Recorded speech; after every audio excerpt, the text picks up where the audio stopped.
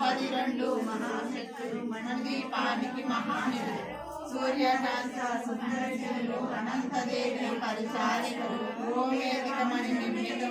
మణదీపానికి మహానిధులు సప్త సముద్రములంత నిధులు వ్యక్తిన్నర పురుషార్థులు నానా జగములు నదీ నదములు మణదీపానికి మహానిధులు